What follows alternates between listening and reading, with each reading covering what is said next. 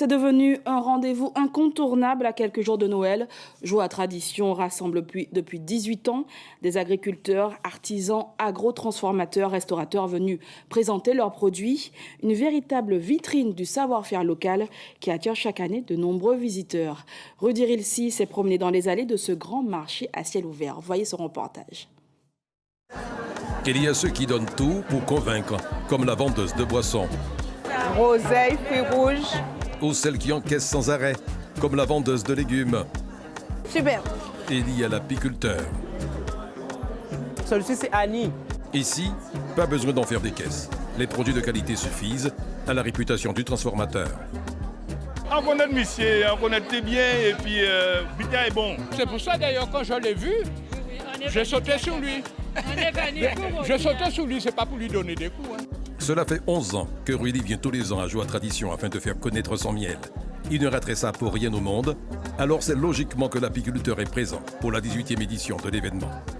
C'est l'endroit pour moi où on doit montrer l'excellence de ce qu'on peut faire ici, de l'excellence qu'on peut faire en Guadeloupe.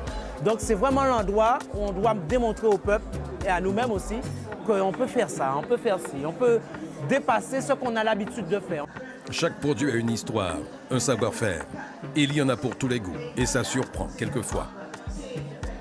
L'île de la Guadeloupe, c'est vraiment l'île la plus belle au monde et elle le prouve encore aujourd'hui grâce à tous ces acteurs qui font de cette île des choses extraordinaires. Et parmi les plus extraordinaires, ces boissons hautement nutritives et revitalisantes que viennent déguster les curieux. Je l'ai goûté, c'est bon. Et là, je vais prendre pour la semaine. Aujourd'hui, les visiteurs sont pratiquement tous acheteurs. Pour la gérante de Vimaflore récompensée par 2 médailles, la vente de ces boissons nutritives va de pair avec celle du café à base de pois d'Angole, une aubaine pour l'exposante. Ils sont très contents de trouver un substitut de café à base de pois d'Angole. Donc le café part très bien.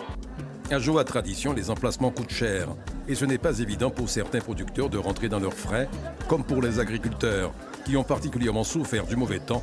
Cette année, ils sont invités gratuitement sur l'événement. L'occasion pour eux, c'est vraiment, je dirais, de revenir sur le terrain, de remettre en avant leurs produits afin de permettre à la clientèle guadeloupéenne d'en profiter. Le thym, 8 €. Tu veux la moitié? Mis en avion au salon depuis 3 ans, à chaque fois elle a loué son emplacement 100 €.